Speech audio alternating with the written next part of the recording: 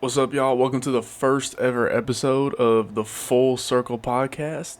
I'm gonna be your host, Joel White, aka Coach Joel, aka whatever the hell you found me on whichever social media platform you found me on. Um,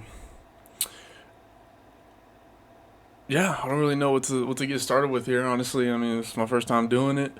Uh, Go into a little bit about myself. I'm 20 years old. I was born and raised in Vegas. Grew up playing sports, loved playing sports, football for a long time while I was in middle school.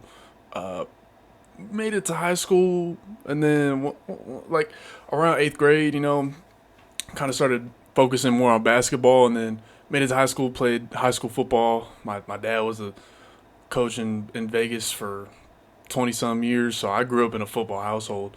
But I don't know, man. Something about basketball was just calling my name. So I just went with that. Like eighth grade, kind of started playing it a little bit more, and then once I got to high school, my freshman year in high school was actually my COVID year. Uh, yeah, that was interesting. So I graduated class of 24. So I'm 2 years. I'm a sophomore in college right now. I spent my freshman year at a Division II school in New Hampshire playing basketball. I was a redshirt, didn't really do a whole lot. It was an interesting experience. It was a tiny school in Rindge, New Hampshire called Franklin Pierce University. Shout out to them, I guess. I don't know. That was a interesting experience that I guess I'll get into on another episode. But yeah, I don't know, man. This podcast, I'm kind of just out here just bullshitting, man. I mean, honestly, just a whole lot of my thoughts. Probably a lot of sports talk. I'll probably talk a lot of sports, a lot of what's going on in society, what's going on in the news, pop culture, shit like that. Uh, yeah, I mean, I don't know. I'd love to start having guests on the show. One thing I forgot to include, telling you a little bit about myself. Now after I transferred from that Division II school, I'm a student manager at UNLV. Pretty cool job. Love it. Uh, Pretty sweet gig. There's a lot that comes with it, man. I meet a lot of really cool people, especially being in Vegas. You know, UNLV, it's a mid-major school. For the last few years, the program's kind of been, a little shaky. But, we just signed Pastner, Coach Pastner. Shout out Coach Pastner. Shout out all the manager guys, man. Yeah, it's been a real cool experience. So I'd love to start having guests on the show eventually, close family, friends, and just interesting cast members to just keep the conversation flowing and hopefully have some entertaining guests. I meet a lot of people in the world of basketball, a lot of people that are just a lot of coaches, a lot of players. Uh, you know, Mendenhall Center is, man, it's the history runs so deep, bro. I mean, like even every time I brought my friends in the other day, and the first thing they said when they came in was, "Oh, he ain't even stretched though." Like the, when Kyrie did that shit on Kobe, and yeah, shit was. It's just a lot of history in that gym, man. Team USA's in there every year, or at least whenever the FIBA stuff is. Uh, NBA Summer League is always in Thomas and Mack, which is super cool. Teams are in and out of the gym all the time. NBA players come in and out all the time. Celebrities come in and out all the time. So hopefully, get a couple of interesting people on the podcast. That'd be hella cool. And then even just everyday people, man. Everyday people are just really super interesting, man. I've had podcast ideas in the past that I've never really carried out, but I don't know, for some reason I just feel like now's the time. Uh, like going back to what I said, man, everyday people are so interesting. I've worked a couple jobs, and one of those jobs being I was a dock hand for about 2 years. During the summer, just a little summertime job when I was in high school. Uh, I was a dock hand at one of the lakes out here in Henderson, and I had this idea, man. It was nice. It was cool. It was like I met some really interesting people doing that. People with good money and interesting backgrounds, and I just thought, I was like, oh, what if I had a little podcast where I just talk to these people on camera, set up a little setup on the dock and just ask them questions about everyday life, man. People would come in all the time, and a lot of older people too, a lot of people with like good stories to tell, They come in all the time, they'd bring their grandkids or their kids, birthday party or whatever.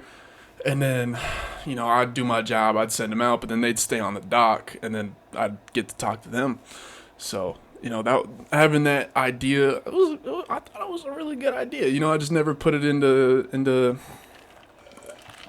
never really put it into play, which is unfortunate, but maybe one day, I don't know. But I don't know. Another idea I kind of had, in terms of what to do with this channel and with this podcast is like, there's a good chance if you're listening to this podcast right now that you came from TikTok or Instagram, which is where all of my weightlifting content is and my basketball content as well.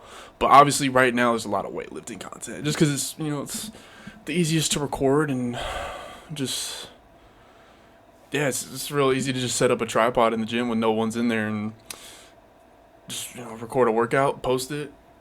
I'm sure it's helped out a bunch of people, which that makes me happy. That's my goal. I hope people see the videos and use them and just get something out of it, And I don't know, recording in the gym, it's kind of tough sometimes, especially in a public gym, especially the one in my neighborhood, man. Whew, There's a lot of old people down there that kind of look at you a little. I mean, already off the bat, just because I'm a younger guy, it's always been like this. Me and my siblings will go down to this gym. This neighborhood we live in is primarily older folk, But we've been going to this gym since I was in I don't even know, 6th grade, something like that. And, we always kind of get, young guys, these older guys are looking at us and they don't really know what they're doing, or look at them with their, you get judged for scrolling on TikTok in between sets, you know what I'm saying? Like, so people see me coming in with my tripod and recording my set. Yeah, I know, it's interesting. They give you a little funny look, but I don't know, getting over that, like, social barrier, I guess, is something that I'm, like, kind of learning to do right now, which is, it's been interesting, but, the more I do it, the more comfortable I get. It's the same with this podcast stuff, bro. Like, I'm new, bro. You know what I'm saying? So, I don't know, first few episodes might be a little interesting, but, I'm gonna find my way. But, yeah, I love hearing everybody's story. Everybody has a story to tell to some degree, and I even find the boring ones to be interesting. I feel like you could always learn something from somebody, no matter what they're talking about. I think it's always important, especially nowadays, and being as young as I am, to just really be open-minded. I think that, like, when you're listening to someone, that you should always be open-minded to what their opinion is, and just being like a sponge, man. You can learn a little something from everybody, I think. Just people that you interact with on a daily basis, mentors, leaders, I mean, even your buddies, man. I feel like a big reason for the way that I am today is because of learned behavior from people that I've observed, whether that be my friends, my parents, TV show actors, role models, people that I look up to that I don't even know personally, And then, yeah, I mean, I think that you are the product of every interaction that you've really ever had, and a lot of interactions hold more weight than others do, I think, which is super interesting. But I don't know, man, it's just a part of who we are, and I feel like learning about other people's viewpoints, like, for me, even religiously, like, I know what my religious beliefs are, but I'm always open to hearing what anybody, even if their religious beliefs completely oppose with mine. I always think it's interesting to learn where they're coming from, what their stances are on it, just so I can, it helps you get a better understanding of not only who you are, but who they are too. So, I don't know. I think it's definitely interesting, man. Just being able to learn. And one of the biggest learning experiences that I've been going through recently is coaching. I just got back into. I just started coaching at my old high school, Basic Academy. Shout out Basic. Um, but let's see. Last summer when I got home from New Hampshire, I coached kids. Man, I coached like I forgot what the age group was. I think it was 13. So when I got back in town from New Hampshire, I hit up my old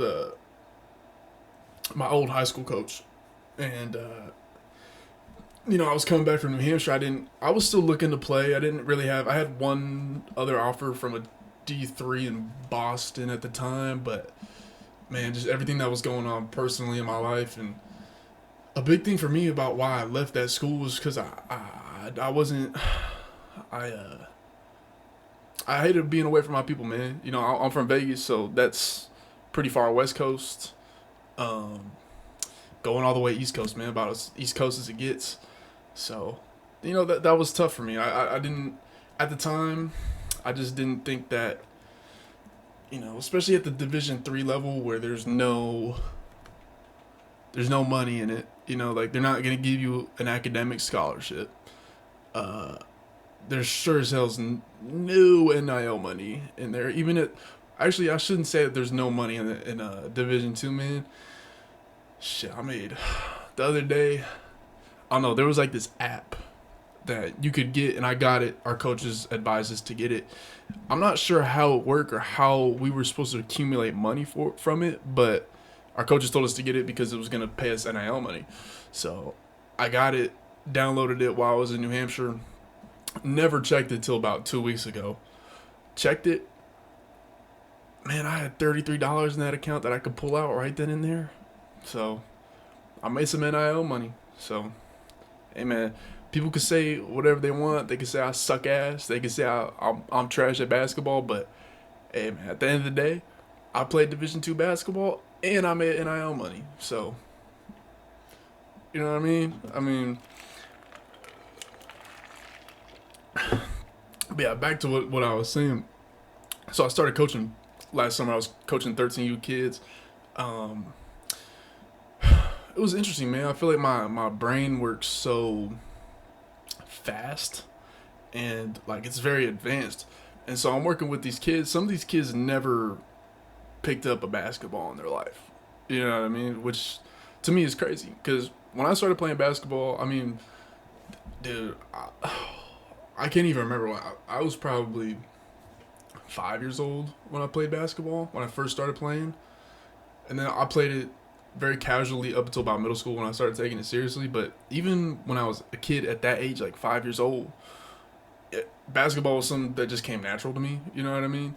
But man, some of these kids, they just it's crazy, and I'm never gonna diss a kid for trying. You know what I mean? I'm a coach. That's not what you're supposed to do. It's just it's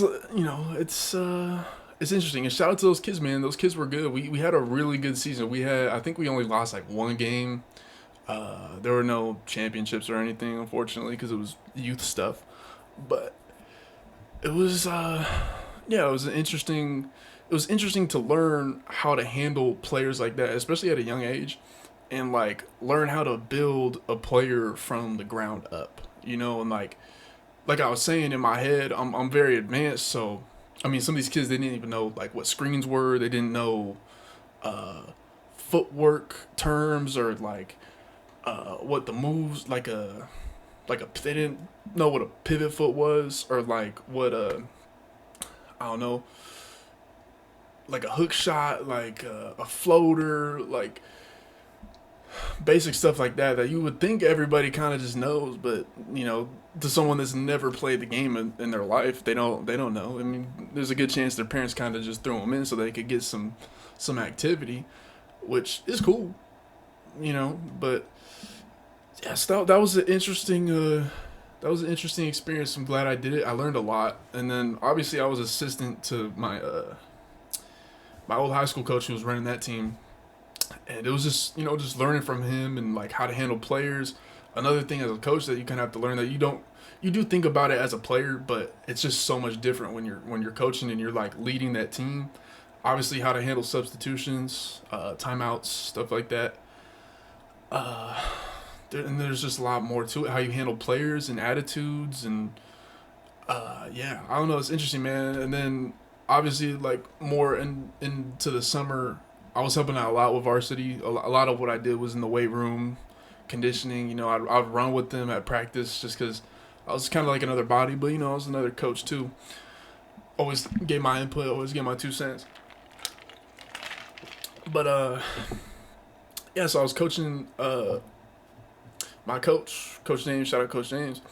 He had me you know, take over and run what at the time was, I believe, the JV squad. But we had a lot of freshmen who also kind of never, a lot of kids who never really picked up a basketball in their life. It was kind of, it was, whew, man, that was tough. Like I said, man, I'm never gonna knock a kid for trying. Yeah, no, that team, it was interesting, man, and it wasn't even the team. I mean, as a there were a lot of things that went into that, bro. Like we only practiced two times a week during the summertime, which isn't a lot. And then when we did practice, like as a head coach, there were maybe only 2 or 3 practices that I was able to head and like insert plays and stuff. But then again, I'm inserting these plays to kids that don't know basketball. And I'm still learning how to dumb it down so that they can kind of understand the concepts. Um, but man, yeah, it was hard, man. It's just a challenge. And I think that working with Coach James, that was a huge, especially during that summertime, it was a huge help for me, and it was a huge learning point. And then I joined, I got that manager spot for UNLV.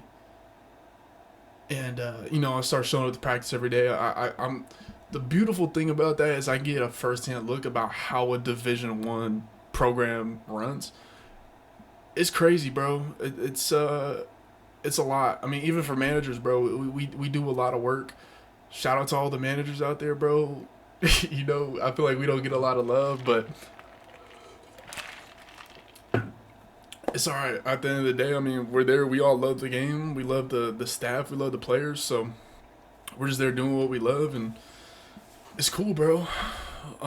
But like learning, being at practice every day, you learn. Like I'm watching Coach Pastner and the way that he coaches, and then all of our staff. Like our staff has amazing coaches. Pastner, great coach. Garson, great coach. Wilkins, great coach. Jayhawk, great coach. Even the guys like our GAs and our it even goes like down to the nutritionists, man. We have great staff, and just watching how those people operated, and even the strength coach, like Coach Wall, like watching those guys and like how they would handle players that are, I mean, these guys are the best of the best. They're Division 1 athletes. You know what I mean? Uh, Guys that are getting paid huge lump sums of money, and guys that come in and out, and we got a bunch of guys in the portal right now. I think as of right now, Tyron Jones is the only one that is signed back to UNLV. Everyone else is in the portal, so that'll be interesting next year. Doing getting a whole new team. But um, anyway, back to my point. Just learning from all these guys that coach at a high level.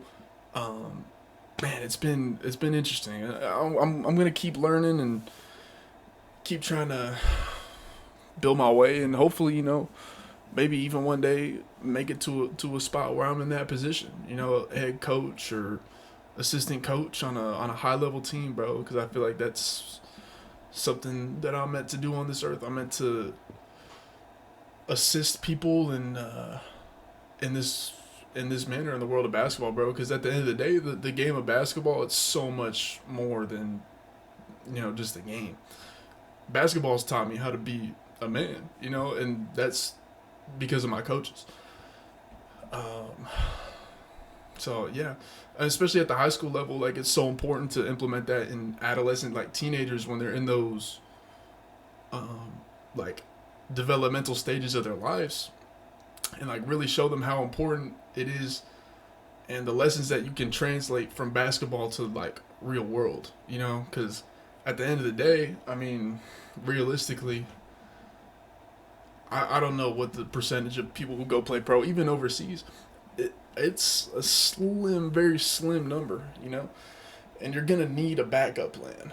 So I think just being in a position where I can help these kids, just learn and grow in a manner that's bigger than basketball, it's a blessing, man. I love it. Uh, I love, yeah, I love it, man. It's been a great experience. Um, but one of the big things, man, is I also now I understand, bro. I understand why coaches are just dicks sometimes. Because sometimes, especially at the high school level, like at the collegiate level, it's different because you got the best of the best, like the kids who were well mannered in their teams. All those guys were the guys on their teams, so they know how to act and they know how to like listen to coaches and stuff. But man, at the high school level, bro, it's oh man. Sometimes it's a challenge, bro. But I understand now. I understand why my coaches, I understand why they made us run more than we probably should have been running. Because there'd be times where I just be wanting to just everybody get on the line and give me a couple suicide thoughts. They stop. Like, but yeah, I don't know. It's real interesting. Just kind of learning. You got to be patient, man. You got to be patient with these kids, bro. Which is tough. Another challenge that I'm learning with is just like, and I'm the type of coach. I don't deal with the bullshit. You know what I mean? Like I'm like, how do I explain this? I don't deal with the egos. I believe that we all, as a collectively as a team, everybody has a role. Do your role. Do your job. Buy into the team, and we're gonna win games. I'm very defensive minded. I like the hustle. I love the energy. Uh, I tell my kids all the time, man. Like I don't care if we win games 1-0. As long as we shut them out. That's really all I care about. As long as we're diving on the floor for those loose balls, um, boxing out, getting those rebounds, playing hard defense. That's what I pride myself on. And the bad attitudes. I mean, when I was a player, even when I still play today, like I still play. I help out with scout team from time to time at UNLV. I'm a Lady Rebels practice squad player as well. Um, Even when I'm running with the guys or at the rec doing whatever, bro, like your energy kind of affects everyone, which is kind of one of those lessons in life. Even you can apply that to like the workplace. Like if you're doing a project or whatever, and you're bringing negative, excuse me, but like you're bringing negative energy to the team, to the project. Nobody wants that shit. Like, yeah, no, nobody wants someone who's bringing everybody else down. So, big, big believer on energy, and as a coach now, obviously it's something I look for. But that's something I understood that even when I was a player, coaches look for that. You know, I think that a big reason why I went to go play college basketball, like I wasn't the guy on my team that was scoring 20 points a game. I think if you look me up on Max Preps, I probably only averaged like 5 points per game my whole throughout my whole high school varsity basketball career. Couple rebounds, couple assists, whatever. But the reason why the coaches at Franklin Pierce kind of gave me an opportunity was because, yeah, I'm that guy that kind of did a little bit of everything, but I'm also that guy that brought that energy. And I'm that guy that's going to get on the ball. I'm that guy that's going to dive on the floor for the loose ball. I'm the guy I'm the guy that had the good energy, that had the good attitude, and the coaches like that. There's things that you as a player that coaches look for that aren't physical. You know what I mean? Like, and I just I don't know. I can't express how important that was, and how important that is for me now that I am a coach. How important that is, and I feel like you could have all of the talent in the world, but if you're lazy, and if you're just lazy, and if you're a Debbie Downer and you bring the whole team down, I'm not gonna play you, bro. Like it's that simple. Like, you show up late to practice, you're gonna get punished for it. I'm not gonna let it slide because you're averaging 20 points per game. You know, like, yes, I'm trying to win games, but I'm also trying to, build a culture. Because in reality, when all this basketball stuff is done, if you show up late for work, no call, no show, you're going to get fired eventually, right? Like, so I don't know, man. It's bigger than basketball. And yeah, I'm very energy driven. I love hustle, bro. Like, kids that play hard for me, I love them. I got a couple of them. They play hard, but they're not the best skill yet.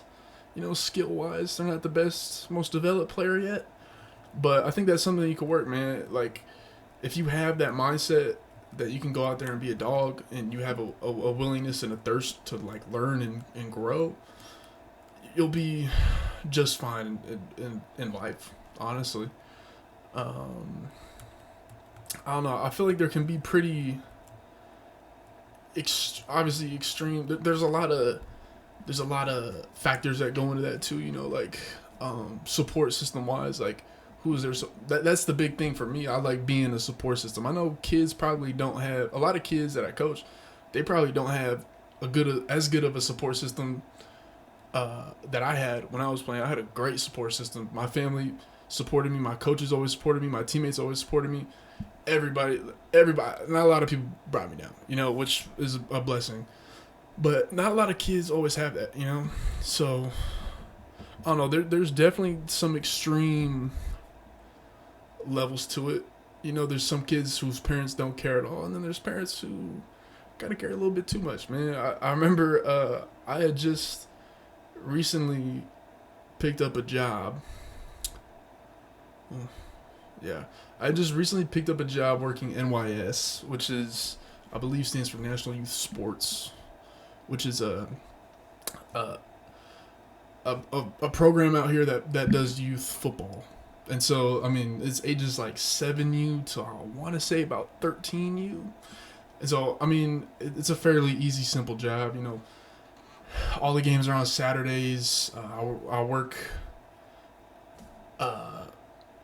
days are long. I work 5 games, which it's a lot, man. 10, 12 hours a day, which is, it's cool. It's a little money in my pocket, which I could definitely use right now. I'm tired of being a broke chud, but it's all right. This is helping add to the funds, which is nice.